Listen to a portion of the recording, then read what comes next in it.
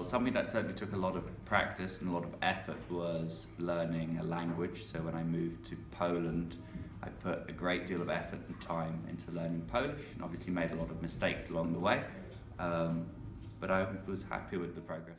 Okay, so something that I had to work really hard at school, especially between year 4 and year 6, was reading.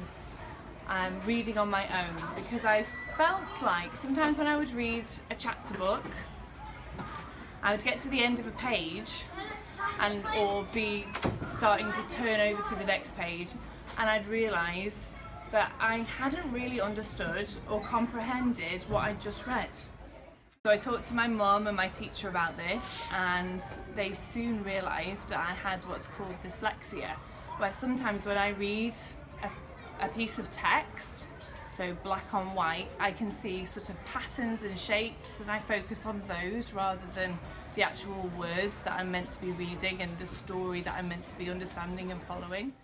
And I had lots of different strategies that my teachers taught me how to use to help me with my reading and my understanding and my confidence. Hi everybody.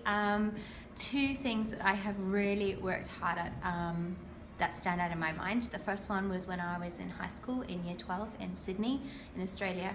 I found it really hard to write essays, and my final exams were all essay based, but it was a skill that I was not very good at, and throughout the 12 months in my year 12 I had to practice and write essay after essay after essay.